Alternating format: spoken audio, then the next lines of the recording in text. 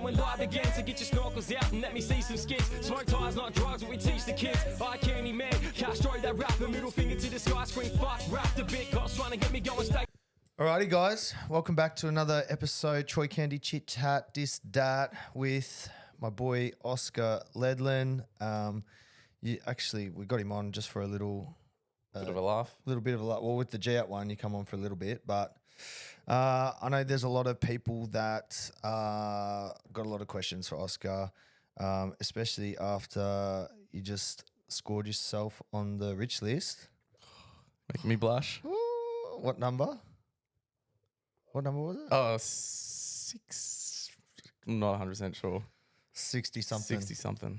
That's very impressive. So obviously that sparked a lot of interest. People asking what's going on, how's he doing, what's he doing?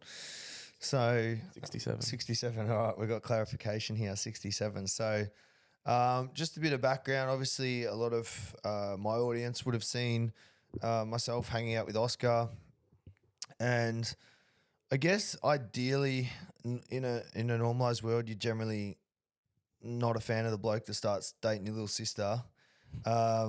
But it actually grew into a really good friendship and business relationship. Surprise, surprise. So, especially you're a bit younger than me, a fair bit. How old are you now? I feel like as we've gotten older, the age gap has shrunk. Yeah, because you were like a little kid at my house. Yeah. your mum's house. Yeah. Don't act like we're hanging out at your house when we met. In the hallway of your mum's house. Yeah. Walked into the hallway. Like, who the fuck is this guy? Getting up for a glass of water in the night. How old are you? 32. Yeah, so is that 3 year gap? So that is a bit of time. Like if we're in high school, I'd be year 12 and you'd be year 9. So when you put it like that. But yes, it is closing up. Anyway, so long story short, over the years gone by, we what started as a good friendship, we've also gone into business a lot together.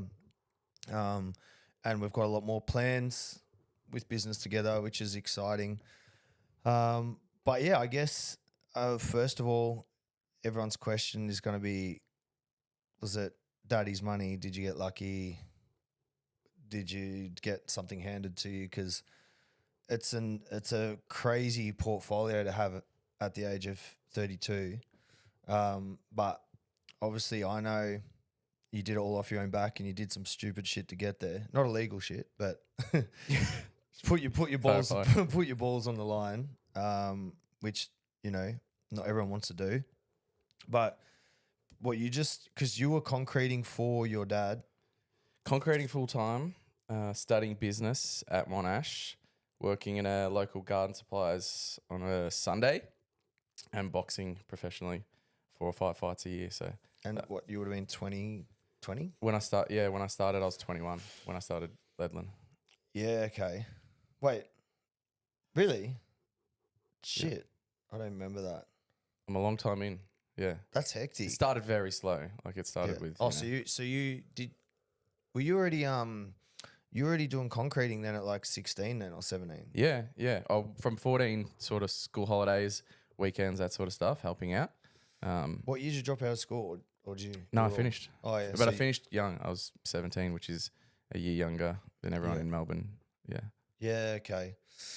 So working with dad on the tools, concreting. On the tools, concreting, getting a little bit of a taste for what property development was, because we'd pour the house slabs and stuff like that.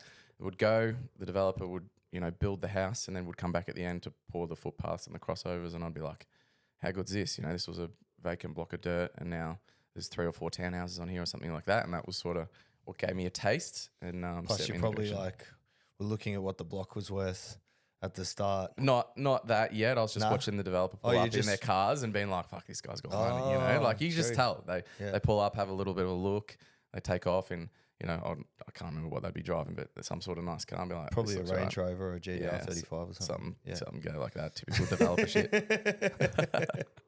And then you're like, that's me. I want to be that. I want to get out of these boots. I want to be that this guy. Fluoro. Yeah.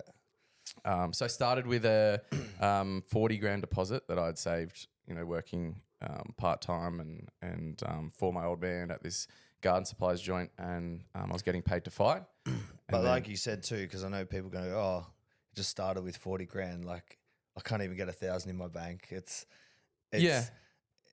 at then, and I feel like you forget because it was so long ago, but that's where like you try and make your own food. You don't eat out at nice restaurants. You wear the Right. same clothes over and over again. You pull in and fill up if it's cheap petrol. I put my car on gas because I think that's harder now too, because like I've had that chat with my team because, you know, they're all on like good money, like minimum 6 figures, and they're talking about how the cost of living, and I fully understand that. But then I talk to them, I'm like, guys, we have Subway, Nando's, grilled or something every day for lunch. Like up and down the lift is just fucking Uber drivers bringing food. Like it's just not normal now to bring sandwich. I used to take sandwiches to work every day, and like, you know, I would walk across if I was going to get a coffee in the morning. If I didn't bring one from home, I'd walk across to the coffee shop on the other side of the road because it was 70 cents cheaper. And like eating out on the weekend was like a rarity, whereas now I think it's a lot more normalized, and it's probably harder to be to be when tight. everyone else around you's not being tight. You know, It's social like- media, everybody's I was thinking about it too, and sorry to be only because I know I don't want people to go, oh, you just start off with 40 grand. Still, he got it given to him. nah, And nah, it's nah. like, I remember because that's similar with eye candy. I saved about 40 grand and, you know, worked 7 days a week. Any day I was on call, if someone wanted something done for cash, I'd go do it. I'd, you know, do anything. And it wasn't just the money I was earning, it was what I did to save it and try and hold on to it. So I'd never buy clothes, any parts on my cars, and that were all secondhand. Like any little hustle I could do just to try and accumulate money in my bank account. And I guess I'm trying to clear that up, you know, coming into it. Because there might be some younger people like, oh, I could never get 40 grand, but like it is definitely harder now. And like even to the point, I look at my subscriptions that come out. We didn't have Netflix, Stan, Spotify, SoundCloud, YouTube, Premium. Yeah. Like you're probably losing $200 a week just in subscriptions. Like we didn't have any subscriptions. And then you got like all the, like you said, Uber Eats, all that. They're all putting their cut on top. Like Afterpay, like this, that. Like we didn't have Afterpay. If you couldn't afford to buy new clothes for the weekend, just don't buy them. So I don't know if it's changed, if we're just not as privy to it anymore. Are there dudes out there that are still hustling like that? That, you know, I would never go out, but if on a rare occasion it was somebody's birthday, we were going to a club or something like that, would be there before 9 o'clock to get the free entry stamp, and then would go and come back. Like everything was a hustle to not spend money. I think there is, and like I had Jaden Lang on, like he's still very young, and same thing, man. Just work 7 days a week, go from one job to another through the night, didn't spend any money. Like I think that's all. I think is it's probably getting rarer and rarer, because the hard thing is too, we didn't have social media to have pressure on us to see how we should be living. So, you know, these kids are turning 18, they should be wearing Gucci, they should be doing this, they should be getting bottles in the booth. Bro, no one could see what we're doing. We had no pressure to live some cool life. So it's a little bit sad that I think there'd be a lot of, and I always go back to this, when you're 18, I feel like you care so much what people think. Yeah. You know? Now, like, I could wear any clothes or any shoes or anything. They could be, there are holes in them. They could, I do not care at all what anyone says.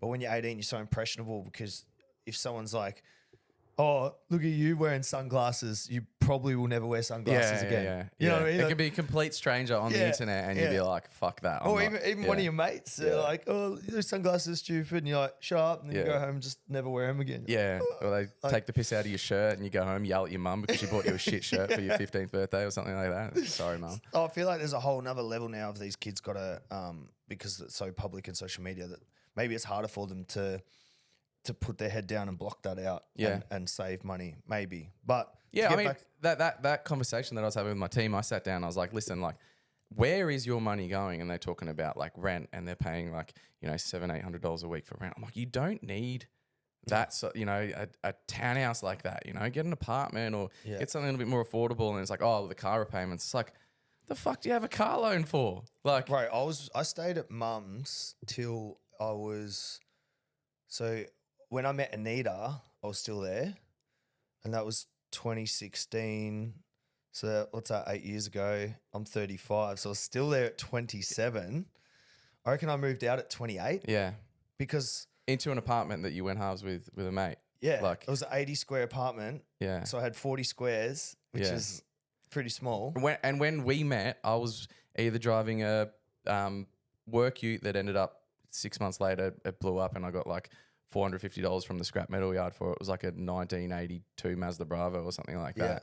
Or I had an Audi A4 that was 25 years old. It got stolen and I got paid $7.5 grand market value for insurance. And like by then, my business was doing all right.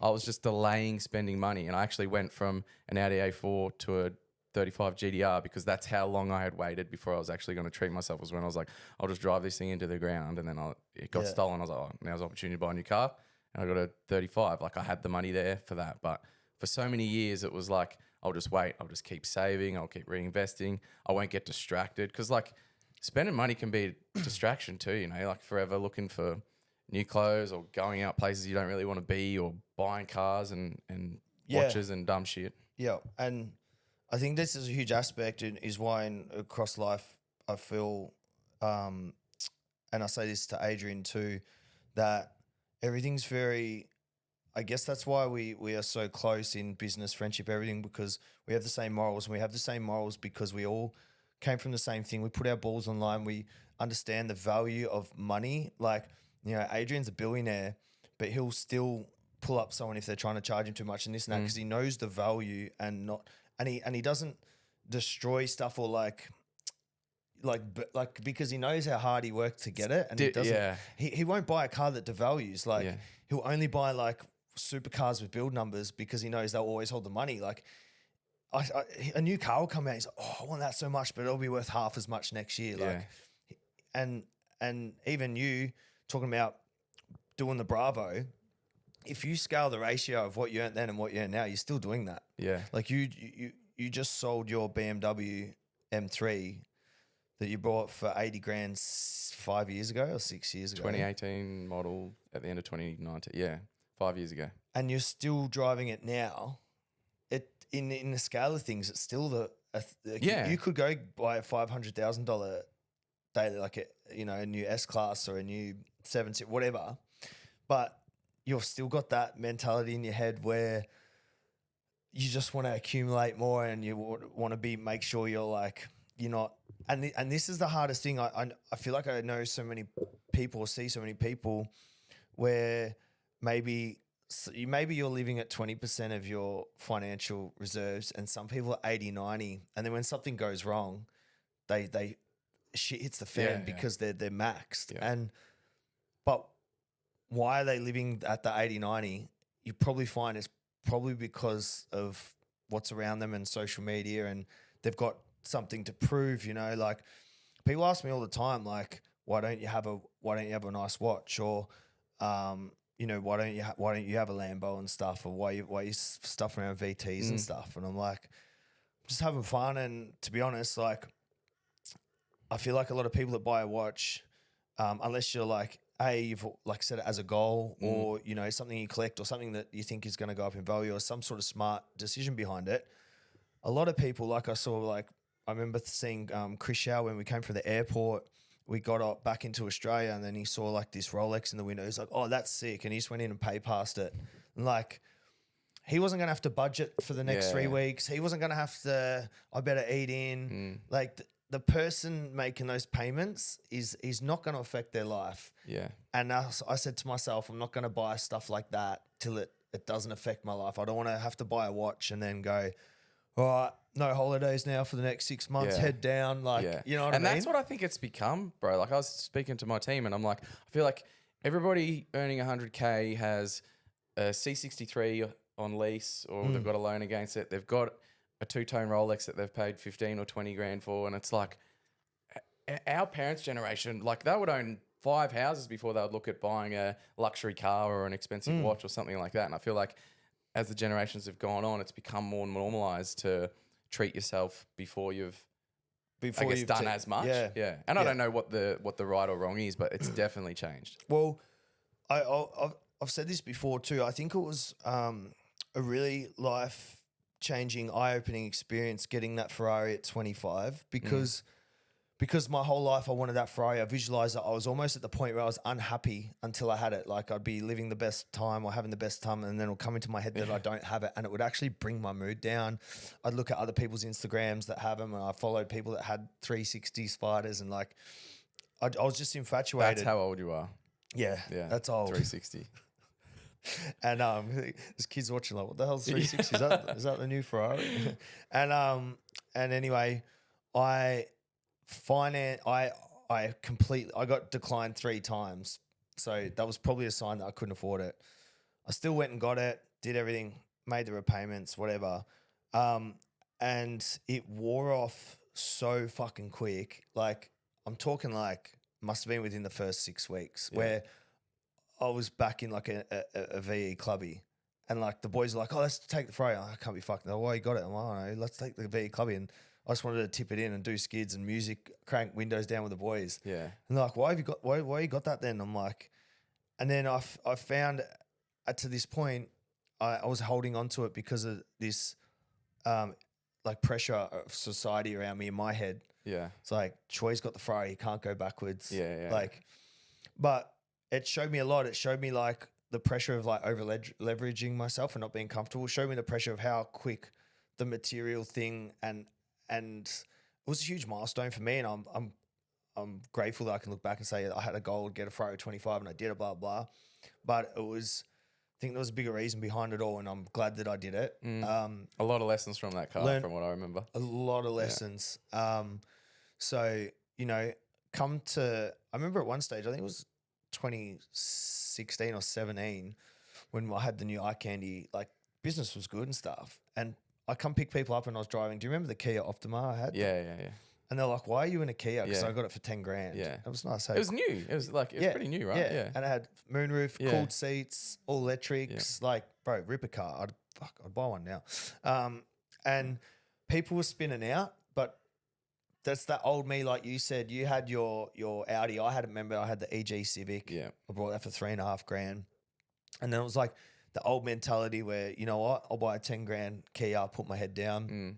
And like you said, with more spending comes more distractions. I've learned this recently, even with my drift car, my boat, my bike. When I was young, I wanted all these things, and then I finally got them and I don't use them because I'm like, you know, younger me, man, if I could get this, I wouldn't even care about work. Yeah. And then I've got it, and then I'm like, I don't use it. I'm selling it because I just want to put my head down. I just want to put Anita and Saint in one car and fucking hang out when you got time. Yeah. So we got a bit sidetracked there, but I think it's a pretty wild topic, and it's crazy to think that when you just say, oh yeah, I just saved up 40 grand, did that. A lot of people can't comprehend that. And that's only the start of your journey. Like that was probably the easiest bit. That wasn't even, looking back. Yeah. And it's like, so yeah, I think it was good to, times have changed. I definitely don't want to discredit anyone trying to hustle now. The cost of living versus what the average wage is mental. Yeah. But at the same time, people like me and you know, we'd go without with everything. Yeah. And we'd go without sleep if we had to. And I'm doing that at the moment with a newborn at home. But there's also a lot of opportunity now too. Like there's guys and girls making ridiculous money from their phones that, you know, they don't have any form of qualification. You want to do OnlyFans? I want to do OnlyFans.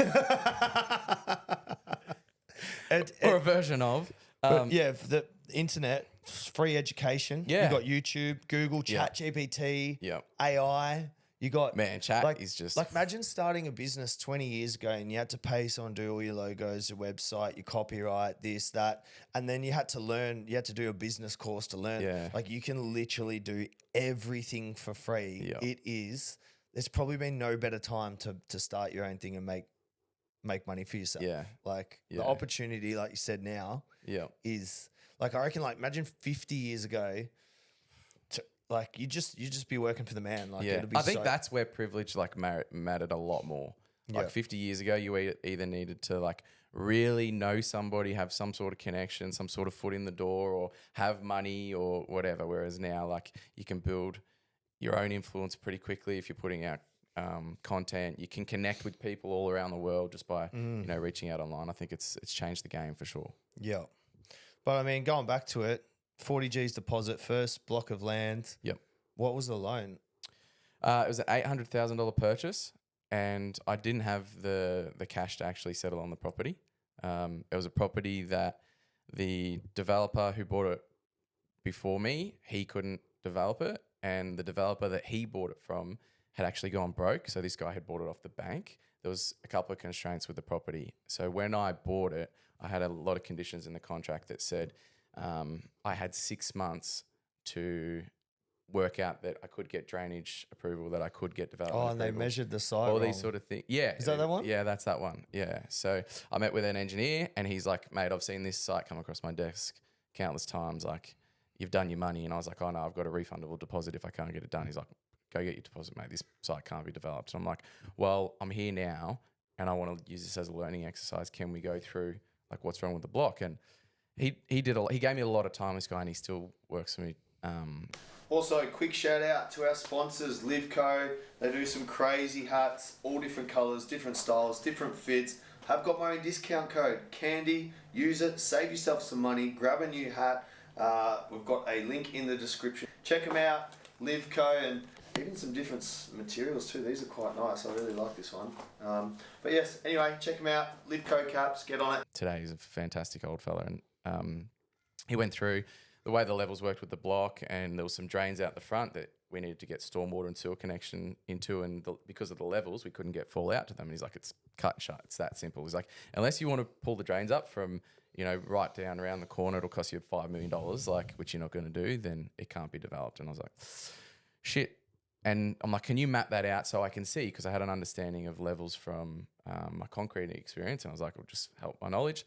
So he mapped it out, and I was like, oh, well, it's sort of close. And he's like, yeah, but close doesn't cut it. It's either in or it's out. And I was like, oh, okay, whatever. And then I went back to the office and I was looking at it and I was like, what if somebody shot the levels and they weren't accurate because it was pretty close? I was like, I might as well go shoot the levels. And Why did you think that? Like, 99% of people, if they've been told 3 times it's been done, it's been measured.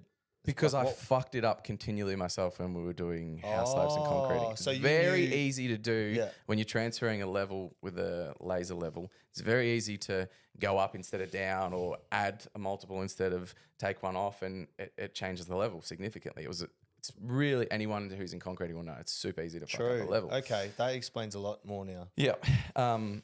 But these guys that did it, Melbourne Water, who had mapped out of the level, like, you think they would be triple checking, and these are publicly available government documents that they should be legit. But I was like, I'll just go check it. Like, I've got no harm. And I went and shot a few of the levels. So to do that, I had to lift the Melbourne Water pit lids, and these are government-owned assets. So you have to have a special type of hook to lift the lid off. And of course, we didn't have one. So I went to the local plumbing supplies and was like, oh, I need one of these. And he's like, you don't work for Melbourne Water, because he knew where I worked because I'd been there for concreting supplies. He's like, what do you need it for? I'm like, oh, I'm not sure, boss. Just asked me to get one. He's like, oh, okay. So he hired one to me and went down. I lifted the pit lids and I shot the levels. And I looked back at the plans that the civil engineer had given me, and there was a difference. And I'm like, oh, I fucked up the levels. So I checked it again, and I'm like, they've fucked up the levels. And I shot a few, and then I went back to the civil engineer and I said, these are the levels. And he's like, oh, how did you get these? And I'm like, oh, I shot them myself. And he's, pretty much read me my rights. Very straight old dude that's like, you can't, it's illegal to enter a Melbourne Water asset, blah, blah, blah. He's like, but you've missed one here and we need that level. Say no more. Went back, shot the level again, come back to him. He mapped it out and he's like, it works. And I was like, fuck. And we couldn't ascertain whether 60 years ago when the drains were put in, if the levels were marked wrong. Someone had put 6.9 instead of 9.6 or whatever. Or at some time in the last 60 years, the drains had actually been excavated, lifted, changed, and the records hadn't been updated. But we never worked that out. But the levels were wrong. We got drainage approval straight away. I had this guy from Bank West that I had somehow developed a relationship with do a valuation on the block. It come in at 2.4 million with development approval. So then I had massive equity in the property, and I didn't need to put any more deposit in, which I didn't have. And that helped settle on the property, and then leverage that equity to build some factories and then settled those, got some cash in, went on. We did 5. Fuck, so you did get everything handed to you. Got really lucky. Got really fucking. That's like when you're like, oh, you know, dad, luck, fucking. I'm like, well, there's a fucking bit of luck there. Nah, but I always say it's when people say, you know, oh, you're lucky. It's like, no, I made it happen. Yeah. Anyone had that block before you and could have had it after you and wouldn't have made it happen. I remember after I got the block, there was a guy that we had been doing some concreting work for, and he was big in the commercial development space. And he actually called, and he's like, I've heard that you bought this block. And he's like, just a bit of a heads up, young fella, it can't be developed. And that was like very, and I can remember where I was in the car when I had that phone call, because I remember feeling so deflated. I was like, because I had signed this contract. sick. I'm like, I'm a developer now. And then all of a sudden he's like, that site can't be developed. I'm like, I'm back to being a concreter. But yeah, so we did that. We did 5, and then another 5, and we did that a couple of times. What do you do with the cash? Do you sell all of them? Do you try and grow like property portfolio? Do you sell half, keep half? Does it depend on what offers you get? Like, I just spend it on dumb shit, cars, watches. No, at the start, it was very much sell everything. get your money back and reinvest. Yeah, and reinvest. Do something new. But you pay a lot of tax that way, which at the start, like, I didn't understand that. I remember, because I had always had an interest in business when I was reading business books when I was younger, I would skip the tax part. Because I just want to get rich. Fuck, I'll deal with the tax later. I'm like, no, big mistake. But so we did 5, and then we did 10, and then we did 18, and then I bought a little block and did 21, then 28, and then from there started getting into a position where didn't have to sell them all. The earlier projects I was just keeping, you know, one here, one there, just because it was like, I'm like, oh, I'm going to look back on these times in 30 years and be like, fuck, I wish I didn't sell that, you know, like Adrian with one of his Civics or whatever. I'm like, I want to keep one of these properties. So some of the key ones that I kept from early on, but now I'm a little Have bit you more still got 'em? established. Yeah. Oh, true. That's sick. I think a huge props to you, and something that's been able to give you a huge upper hand in I guess life is you're really good at and I can't relate to this because I struggle, but you're really good at absorbing information. Like, I can read a book and by the time I get to the end, it's gone. Maybe I was thinking about other shit while I was reading the book, or, you know, like I'm reading it, but I'm like, I'm not absorbing it. And I think from that aspect of you being able to like absorb information, but not only can you absorb information, you can articulate it and use it and put it into contract spreadsheets, like numbers, words like that. That would play a huge part in you making money because you're so across like structure. And I hate uncertainty. So I'm so loose. Like if you started looking, bro, I know. I run my see, business off my notes. like in my phone. the shit we do with G up. I'm like, and I speak to Adrian. He's like, bro, if you saw what Troy and I do with LMCT, you'd have a fucking mental breakdown. But it's just different, and like there's no. I was going to say there's no right or wrong, but there probably is. But I mean, I want to, but I can't give it the time. Different I've strengths. never read a book in my life, and when I say I tried Except reading for the Bible. except for that. But I try reading it, and it just goes in here and out here. Like it just, I'm like, I just give up. Like, but you at one stage you were smashing like a book a week. During COVID and shit like that, I was reading a lot. Yeah. Yeah. I mean, I'm audio and a little bit of reading and stuff overnight now. But I value learning a lot, and books are a good thing for that. So when do you reckon the first time was where? So obviously, we had goals of being rich when we were young, and everyone's rich is different. And for me, I thought having like, you know, 2 HSVs or something, I've made it past. You know, I was very like, you know, growing up in Langwarrin, average house, average, everything's average. I thought if I could just get past the average, I'd made it. So I'd, you know, like never thought I'd live in a house like this or whatever. Like I'm talking like maybe just, you know, my own nice house, not too big of a loan, and a couple of HSVs. Yeah. You know, I think it was like, for me, I think it was maybe like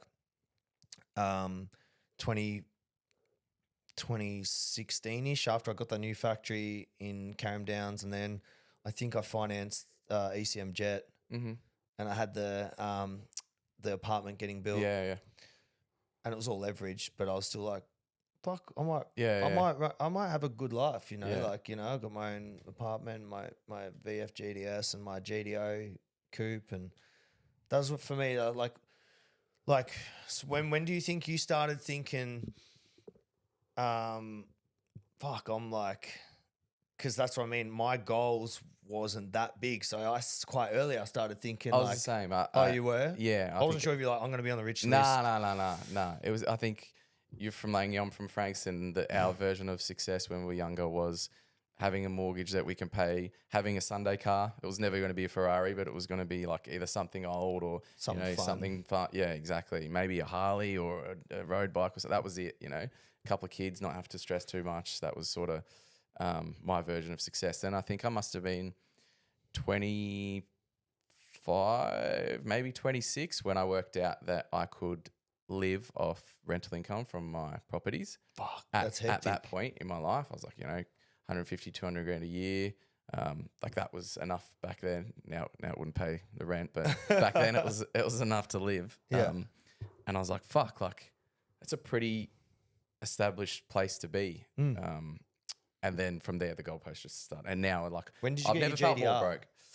Because for you, I remember like when I brought the Ferrari, Yeah. there was like this, like, I don't know, it was so exciting. Like to be honest, I brought the GDSR from Holden. That was probably second time I felt like this weird bit of euphoric butterflies. Yeah. But like, I've had some cool cars and it's fully worn off. You'll like, never get that feeling again. Yeah. bro. Like, did you get that with the GDR? Yeah, 24, flew up to Sydney. Because I remember...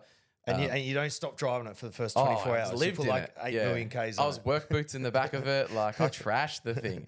I was 24, flew up to Sydney and drove it back with a mate. And I just remember fanging around, like, Sydney CBD at, like, 11 o'clock at night after we picked it up. Like, I'm not fucking sleeping. Like, just fueling it up, driving, like, 300 Ks, fueling it up again. And you just... I think it's those moments, like they're the things that I cherish because we'll spend, a few $1 million on a car one day, or Adrian does that every other week. And like, it's going to be very hard to replicate that feeling. But when I bought the GDR, it was still like, I was considered myself pretty established, but I wasn't at the point where I'd sat down and really accepted that like, shit, I'm doing all right here. I think it was sort of. Yeah, like 35 GDR at 24. Yeah. And back then, Yeah. they weren't that old. No, and I think it was, I don't know if it was different back then or if it were different circles, but I didn't know anybody with a car like that. Like the first GDR I drove was the one that I bought. I'm saying, bro. Yeah. Literally the only person I knew was when I met Chris Shao when he started getting shit done at Eye Candy. And I went back to his house and I just saw Aventador and Red Peas and I'd never sat in a Rolls Royce before. I'd never sat in a Lambo before. I'd never and I was just like, but obviously that was very hard to I guess it G'd me up, but it was very not motivational because Super. I remember meeting Chris and not knowing how to talk to him because I'd never met anyone that rich before. Yeah, I was like, do I call him? Do I bow? Like, and that's what I mean. Like, it was like, it G'd me up, but it wasn't, it was a weird, like, maybe it was just me. It was just the shitty excuse to be like, oh, his dad's rich. Don't get your hopes up, Troy. Like it was a weird, whereas like now being around like you, Adrian, all that, even like Fisher, we're going to his today. You see all these people just come from like same as you concreting and this and that. And, Adrian working at Coles and then that becomes real motivational when you're like, fuck, he can do it. I can do it. There's no difference. And I feel like the more people you meet and especially once you've got to know them who have success, you realize that nothing's been by accident. Like the guys that actually who've done shit for themselves, like you get to the bottom of their story and there's no, oh, I met this one person and everything went, I got this one trend. It was like, I got this. I had this real lucky break and it took me to here and then I fucked up and then I had to do this and I had to put my balls back on the line here. It's like, it's always the way. And I think that's what's most motivating for me now is like really understanding you can make your own. Anyone can do it. Yeah. Like, and that wasn't a shit talk about my mate Chris. He's quite aware of I really want to get him on the podcast because his journey is fucking nuts. And I keep asking to get him on, but he's laying low. But he's Get him on, make him talk about his childhood every time I get in those deep DMs with him. I'm like, fuck that. It is crazy. Not for all the money in the world. Yeah. Nah. But yeah, so that feeling where you're like, yep, fuck, maybe I'm gonna be, and then like you said, you start moving the goalposts, the goals get bigger. And I definitely think there's a sense of snowball momentum where you start hitting these goals that blow you away. So your goal gets a bit bigger, but then you smash that. And then you're like, fuck, I got to think bigger. I got to think bigger. Like, where are you at now? Like, what's next? Like, fuck, you never thought you'd be on the rich list when Nah, honestly, I've probably never felt more broke in my life. And I was saying this to Jesse, like in your wallet, like cash. Nah, like just like I'm in a better, I've had a few projects finish up recently and haven't bought a lot. So like I'm cashed up. Like I've never really had money burning a hole in my pocket, but now I'm in a strong position, but it just doesn't feel, the same. Like because the way your circles I just think it's expectations, ambition, realizing like what I might be capable of. All of a sudden I'm just like, fuck, like millions isn't a lot. Like hundreds of millions is what I should be. And I feel the same for you. And, hanging around Adrian more and a couple other boys that have like really done well. I just haven't let that pressure go yet. It's so funny because I was literally talking to Adrian the other week about it, and he was like, man, I remember like some dude would like, I'd find out some dude got like a Audi R8 and I'd want to be mates with him just to like, to pick like, how did he do it? Like, like not even Audi people are going to get mad. I was going to say not even a supercar, but like it's a very entry level. Like, you see someone in like a P1 or a Senna and you're like, what does this guy do for work? Now you see someone in, I don't want to offend people, but just like an entry level supercar and, you can get cheap finance. It's not, it's not like, it's cool, but I'm not taking any coolness from it, but it doesn't get me scratching my head anymore. Whereas like, someone would have like something like that.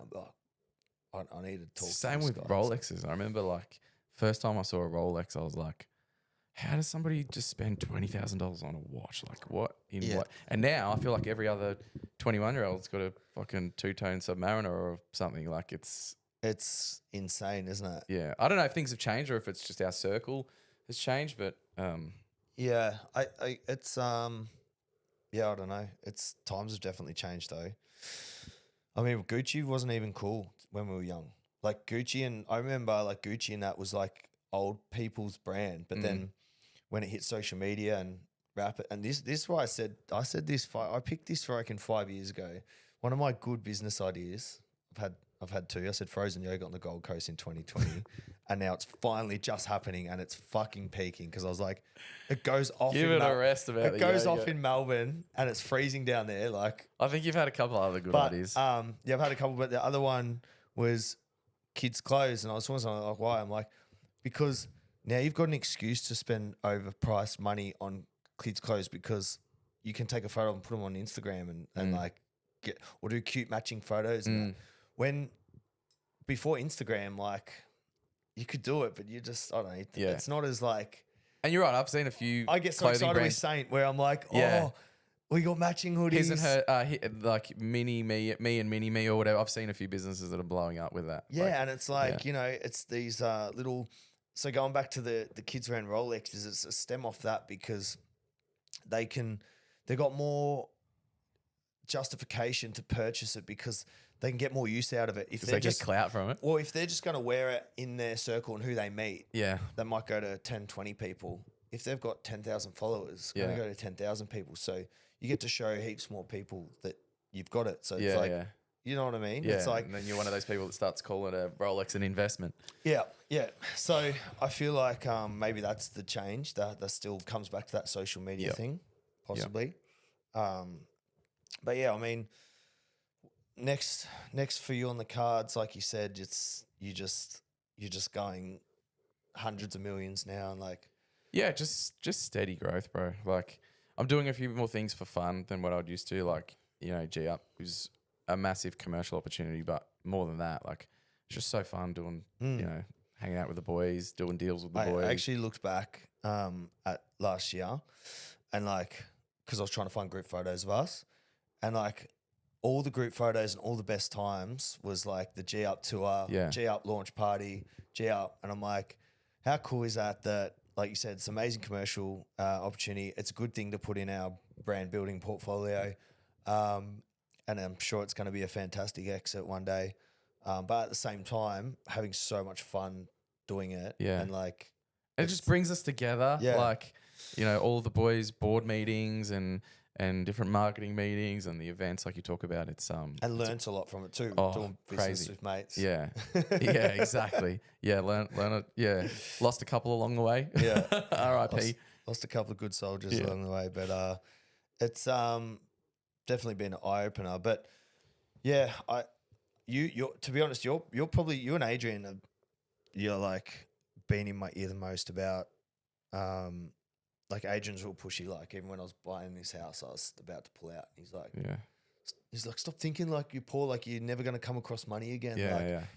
just fucking buy it and just fucking, it'll just put a firecracker up your ass to fucking work hard. And then you, when you're like, oh man, imagine if we could get like $1 million val on G Up. And then you're like, bro, if you move this many bottles a week at the times this year at this rate, it'll be valued at this. And I'm like, because I don't know all that numbers, like I don't look at that. But I guess that's a good way for you to like, you can actually do some rough worst case calculations to like go, bro, it's easily going to be that. And then that G's me up on the other side. I'm like, fuck, like I get hungry as I'm like. Yeah, and you're a sucker for a good KPI too. Like every time we do something, you're like, so what do you reckon a good amount of grape 4-packs would be to sell over the next 2 weeks in this particular bottle shop? I'm like, I don't know, I'll fucking work it out and come back to you. And then you'll give it a push and you'll be like, how we going? How we going? Like, how many's on the list? Like, I think it's my ego. you love stats. Like you really love to just top a stat. I love if we do something and then they're like, oh mate, that's unreal. That's unheard of. I've never seen this before. Never seen that. Just like yeah. I don't know if it's making money or not, but I'm like, yeah, I do love smashing a KPI 100%. I'm a fucking salute for a KPI. The KPI salute. Yeah. All right. Well, I guess we've got a bit coming up then, because we haven't even really talked about it, but you've just been stepping into the education space, and not going to go too into it without Adrian, but there's definitely been discussions between myself, Oscar, and Adrian. There was a lot of people reaching out, not asking for help, just asking to learn. And Just a little sneak peek behind the curtain, you know? Just what's going on? How do you guys do it? How do you operate? And the other thing that's hard is these fake Shopify drop shipper, rent a Lambo, stand in front of it, welcome to my life, $8,000 a day guys have really put a bad taste in the mouth for these people that. Do you know any? Yeah, I've met some in my time. Unfortunately, there's people out there willing to spend money to invest in themselves and better their education, which I think is great. But man, I reckon maybe it's dropped off a bit, but I reckon like last year, I could just scroll through my Instagram and it was like a jet landing, and it was like, I was broke working 9 to 5, and then now I make $5,000 a day, and I just sleep. I don't even wake up, and like, you just like, Man, I lost it when somebody was telling me they were building a fake jet cabin in their factory and leasing it per hour for influencers to come in and do fake videos from a private jet. Yeah. I'm like, this has gone too far. And they had like 6 months booked out. Yeah. That's in America, wild. they're everywhere. Yeah. Like renting a Lambo and pretending it's yours, that's fucking nasty. But like sitting in a fake that's another level. You can pay extra, and they've got a green screen, so like you can film outside, and but they come serve you food and pour champagne like in a waitress thing.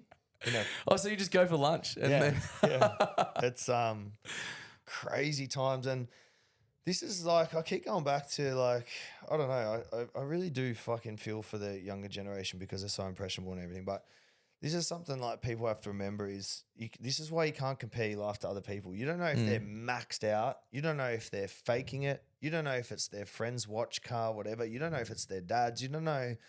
You don't and even if they got it, you don't know what else they've gone through to get there or do that. Like you just don't know. You can't compare your life to other people's, and unfortunately, some of these people are so good at faking these lifestyles. But you always, and they make it look so good, man. Like I've spoken to some guys and they've bought these courses, and I'm like, bro, you know that guy's a scam. They're like, yeah, I know, but it's so enticing. Like he's driving around in the Ferrari. I'm like, bro, it's not even his. And they're like, yeah, I know, but like, still it's to only be able to rent it. It's it's $2,000. Like I'm like, man, like. And then another one, one of my mates got scammed. I think it was like $5,000 course. This guy was on the Gold Coast and he got it in the paper and everything. And I was like, what? I said, I got to ask you, bro. I said, every time me and my mates talk, we're like, who the fuck is that stupid to put their money in it? And I was saying it to him. And he's like, well, they offer money back guarantee. So it's, you know, you're like, if it doesn't work. So I said, but what happened? Tell me, like, I'm so intrigued by how you parted with $5,000. Yeah. When this guy hasn't built one, I know the guy, I'm like, he hasn't built one business. Like his parents are rich as fuck. Yeah, he's got like 5 Lambos and shit, but he's got rich parents. Like, so you buy it and then you do the course.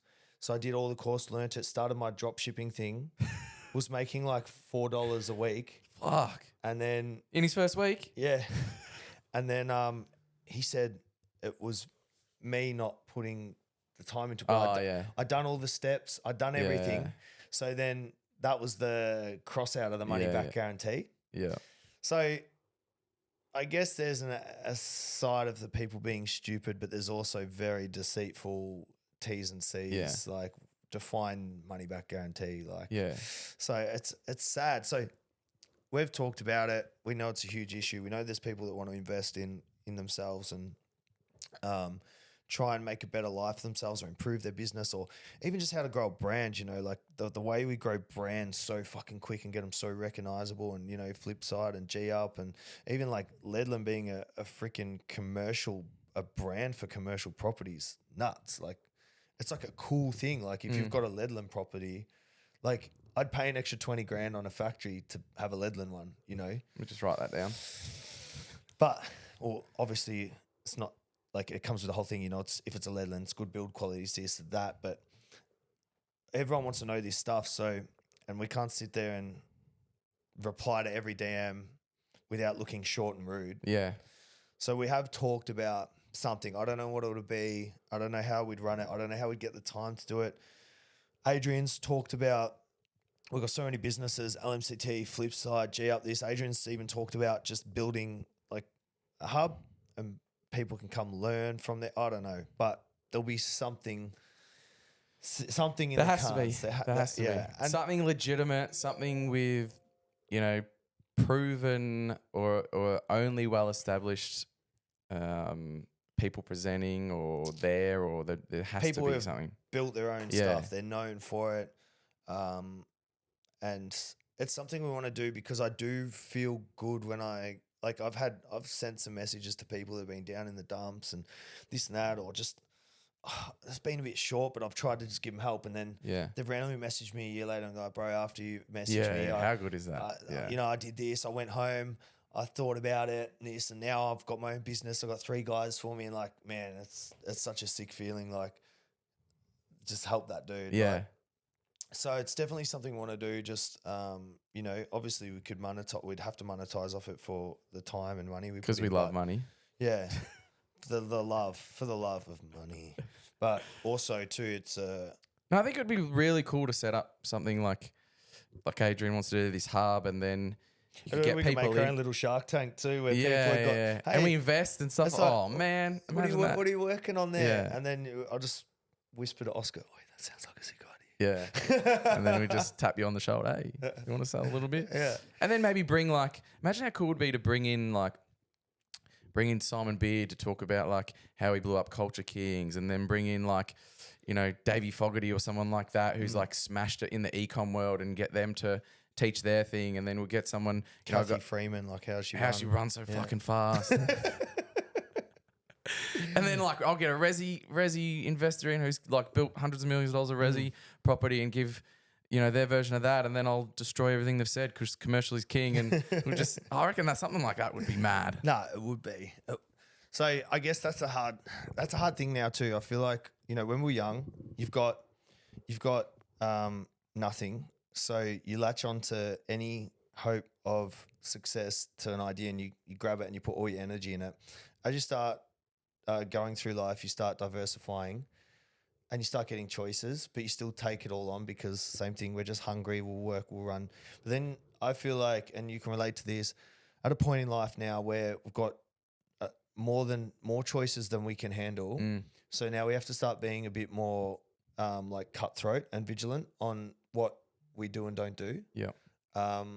It's more important to say no to many things than it is to say yes. Yeah, if you start working on something, a year could go like that. Yeah. And you've done 100 meetings and everything, put money in and it's done nothing. And then you got something that's been a year and it's 100x. And you're like, fuck, I'm taking myself away from that. And you can only do so much, like there's thousands of business opportunities. Throw that in now, we got, wife and kids and shit. Like, like old me, I don't care if I worked fucking 7 days a week, 12 hours a day. I could not care. Like my life was like, I just got off on like having a mad week. I'd look at how much I made and I was like, that was my happiness. Yeah. Now I'm like, how can I get as much shit done as quick as I can so then I can hang out with Anita and Saint? Yeah. So that's another curveball in being cutthroat with, so I mean, moving forward, what would you say your let's goals? Is this where we're heading? Yeah, and let's go short term because like I said, I don't know about you, I don't set long term goals anymore because shit just changes so fucking fast. I don't even know what I want. Like I thought I wanted this, and this, and now I've got to this age, I don't want any of that. Yeah. I want other stuff. So let's say short term, business wise, for income or brand building or whatever you want to do, because now you're stepping into education space. You just launched, which killed it. Yeah, 500 people. That was fucking crazy. That was no ad spend, nothing. That was just a put it on my story twice. Yeah, that's insane. So 500 people signing up to hear you talk about commercial property. Boring. So stepping into the educational space. Do you still have a concreting company or anything to do with concrete? No. I buy a lot through my building company, but yeah, don't. And then you've got Ledlin, which is doing the developments. And is that split into two? Is Flexi and Ledlin, is Flexi a company or is that just a No, range? it's just a brand. Yeah. But I have Ledlin Develop, which is the development business, and then Ledlin Build, which is the construction company that works for Ledlin Develop. Just to dodge the tax. No, it's just... Fuck, bro. The ATO has ears everywhere. Fucking take this shit out. Oh, fucking hell. I'm joking. You can't. I'm telling you now. I'll start making jokes about the federal police and we'll see who goes red.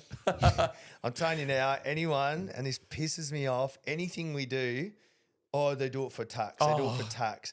Even Adrian giving money to Coles. I'm like, that is not a tax write-off. He's literally using his personal income and just putting a tab on at Coles for groceries. Like, you can't. And everyone. This is one country you cannot dodge tax. I've tried. If you see somebody doing something like that and you say they're doing it for tax, you just sound silly. Yeah, you're stupid. If one day you're going to learn a little bit more about the Australian tax system, you're going to be like, fuck, man, that was dumb. Even like, I can't remember, I bought a GDS or something. I had maybe two of them in dry bay and someone's like, everyone's like, congrats, you can goals, this and that. This guy's like clearly doing it for tax purposes. I'm like, I should have told me. I'll just go buy 10 of them then. Yeah. It's an infinite money glitch. I'll just fucking buy 100. Or when people get financed like a brand new Ranger and they're like, my account said I need to do it for tax. I'm like, it's free. Free money. Yeah, look, when you're on $100,000 a year, your accountant's probably telling you the wrong thing. Financing a $100,000 Ranger isn't gonna help you not pay tax. Just to cut that really snaps me, guys. This is one country that you can try and do whatever you want to do and set up what you do. I've seen Adrian's tax bills and they are sickening. And he's a smart man and he's paying a lot. So, so you got the two Ledlins, the development, the building company, the education space, G-Up. possibly whatever we do with, I guess, expanding on the education space. And what else? Like Black Wolf. yes, Black Wolf. Yeah. So the pre-workout, well, it's going to be everything, but at the moment it's pre-workout, which is actually another cracker brand that's the awareness, and I guess when you've got a certain level of trust with your audience, it's helps fast track stuff because, you know, there's a lot of people with influence that will promote a shitty product because they're getting paid enough. And that's the opposite to us. We are the product. So we can't promote a shit product because we're trying to actually get a good product out there. It's not a quick cash grab, it's something to grow. So anything we do, like G Up, Flipside, Black Wolf, all that, we put a lot of time, effort to perfecting. And I think over time, what that's done is gain trust of people like, no, we're not here to flog off cheap crap. Yeah. So Black Wolf too, which is, that's grown quite quick. I'd really love to go further down that path of like what we've done with Black Wolf with you and Adrian, and this hub where we find really strong businesses that maybe don't quite have the marketing finesse that they sort of need, and connect them with an influencer. Is that good? Looks all right. What's in that? It's the new peach G Up. Seems like it's got, is that electrolytes I can see in there? Yep, perfect, because I am thirsty AF. Yeah, I'd really love to expand more in that space. I mean, you know what we should do? We need a pod with me, you and Adrian. Yeah, get that done. Should Where's the stand on this? He's in the next street. Shall I call him? I'll call him over. Adrian! Yeah, that's a whole nother thing, but I think we're onto something where we're able to benefit the manufacturer. You did that so delicately, and I just nearly fucking inhaled it. We've come up with a way where everyone wins. Yeah. Yeah, and to be able to create a business that launches, has massive operational capability and immediate sales success. It's like even the way that I've noticed this is the traditional way of doing a pitch. Put it this way, we haven't even done any pitch decks for any brand really. Like, bro, we're lucky that ADD isn't contagious. We'll be fucked.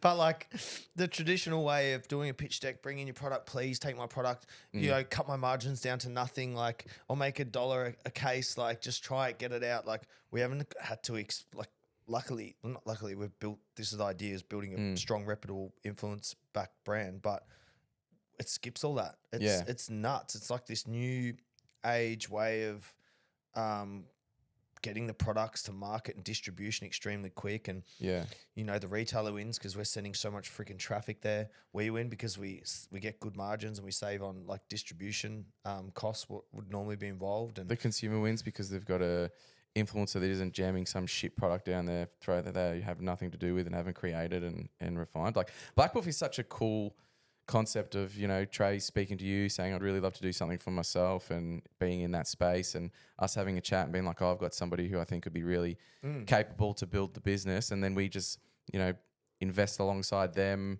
give them a little bit of guidance, and all of a sudden you've got a really strong brand with like cracker products that's getting, you know, really solid retail distribution. Something that I'd love to do a little bit more. But with Ledlin, bro, I really just want to crack $100 million a year with that business. Like that's the next. What's the biggest year? 60, 68 or 6, maybe this year, maybe a little bit higher, but you're not far off, because I feel like it's what's that word where is it compounding, combustion, compounding. It's a compounding business. The more, you know, return you get, the cash flow, the more you can invest, the buyer, the bigger the thing.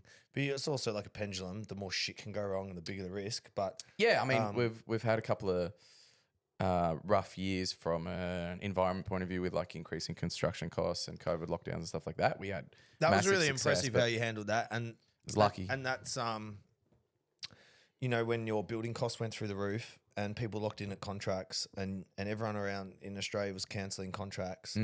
I think is it Simmons or something? They were paying $50K a contract to get out of, and they were just paying that left, right, and center. But you value your brand so much that you like, fuck, I'm gonna take this one on the chin. Yeah, that was more than a brand play, bro, because people forget. So like I could have burnt there's 45 contracts that we signed, and then 18 months later there was about somewhere between $4 and $4.5 million of uplift if I wanted to rip the contracts up and resell them. But you're still making 100, so you're like, who cares? I was like, I'm making enough to break even. Nah. And something I never told of this story is I decided, you know what, I'm not going to rip these contracts up. I'm going to honour them, cop it on the chin. It's good experience, blah, blah, blah, move on. 3 weeks before I made that decision, I had signed a contract with another vendor and I was in the same position. He ripped the contract up on me. And Really? I signed a contract to buy this property for $9 million. What's his name? Give him a shout out. Yeah. No, okay. And you nearly did, didn't you? yeah, I did. Yeah, bro, I'd fucking tattoo it on my forehead, that cocksucker. And he got out of the contract on me after I'd paid him $9 million, and he didn't even refund my deposit. He really stuffed me over, and I spent about 250 grand going down the legal path because my contract with my sellers allowed me to get out of it. I remember this. Mine with him, he couldn't legally get out of it, but he was just like, don't bother sending me the money because I'm not giving you the property. And he kept my deposit. And I was about 250 grand into a legal case, and we're in like this preliminary hearing, and the barrister of the other side was saying like to my barrister, no, you're interpreting this clause as if that was a full stop. That's a comma. And I'm like, guys, what the fuck? I gave you the money. We signed a contract. Give me the and I was like, if this is how the legal system is, I'm not going to spend another 250 grand, another 12 months waiting. And I pulled out of the whole thing.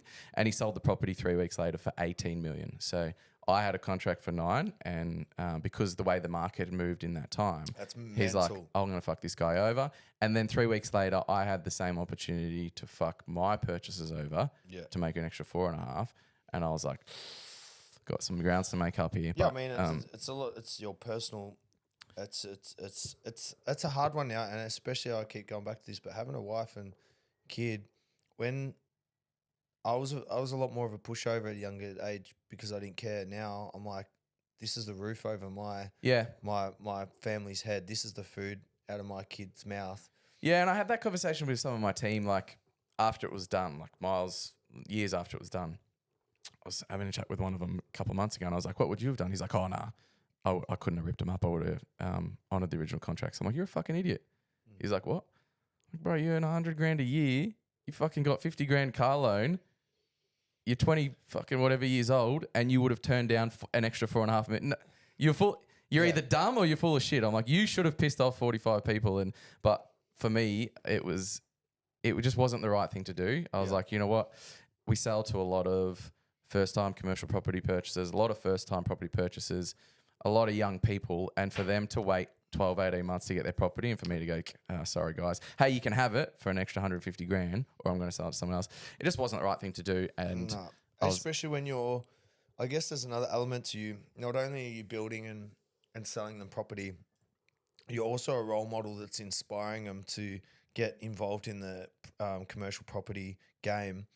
And to do that it's almost like a double-edged sword where you're trying to inspire them and say like it's so good, and then you put a bad taste in their mouth and go, this is life. You know, it's like another developer did it right at the same time, and I watched him do it, and like he's pumping still. You know, a few people said a couple of nasty words about it. People messaged me about it because I'm a prominent in the industry, and 2 years later, nobody cares. So for the brand, developers do it every day of the week, but from a moral point of view, I want to be in this industry for a long time. I don't want to be looking back thinking like, you know, in another few years when $4.5 million is nothing, being like, I literally just like this could, for some of these people, they've settled on the property with hundreds of thousands of dollars worth of equity straight away. That could really help. That could be that lucky break that, you know, that I consider myself having a few of, to take that off the table from them for what wouldn't have been life-changing money. It was which is rare because I don't think even massive companies would really care about that at all. Like, I think that's quite rare. And like I said, I think we see eye to eye with morals a lot. So it's very easy when this stuff happens and it comes up in conversation when the boys are chatting. We generally see eye to eye. 100%. I think there's also a huge aspect in life where you've got the numbers, you've got the paper, you've got what's legal, what's not legal, but then you've got a gut feeling which you have to go with, and everyone's gut feeling's different, and it's the sort of person you are that you can't change. That, you know, you've seen some of the L's that I've taken, and the way I've dealt with it, I could have dealt with so many ways, but I just got a gut feeling just to get it done like that, and then move on. And my hope is in the future, I look back and those L's or that money was. I think you're a massive one for that too. For whatever reason, your subconscious or your intuition or whatever you want to call it, I've seen you go against your intuition or go against your gut feeling a couple of times, and making what I would have thought was the right decision, and it's just fucking come back and just shit in your face. It and always then does. Yeah, and then I've watched you a couple of times, and I've had you sort of been like, just got a gut feel. I know it's not the conventional way to do it, but this is the way that I think we should do it. Even with G up, and then gone on to see me like, oh, yeah, it didn't make sense at the time, but now it worked out. So, and that's why I reckon I'm getting more listening to it, because the more times I've got against it, and it's burnt me, and the more times I've gone with it, it's been just good. Reinforces it. Yeah. So it's like now I'm like, I don't know. I've got a gut feeling we should get absolutely hammered tonight. And Yeah, I don't want to fight that. Logically, it's probably not the right thing to do. Guys, check out our sponsors, Too Savage. These guys are the real deal. They make some cracker sunnies. Have a look at this. What do we got today? We got the golds, one of my personal faves. And look at that. Have a look at that. Not only do they look great, they're very, very, very durable. They're affordable, and I've got my own discount code, CANDY. Use it. There's a link in the description. It'll take you straight there. And I love them. They're affordable. They're great value. And go support your boy, because they support us. Thanks. Is there anything else that we haven't touched? We haven't plugged. I mean, there's actually heaps. I find this with like you, Adrian, stuff like that. I could do 3 episodes, but it took me 6 months to get you up here because you're too busy for me. Because now you're on the rich list. You think you're too good, but Number 67 is not a big deal. But is there anything that you'd want to touch on before we wrap it up? No, I'm good.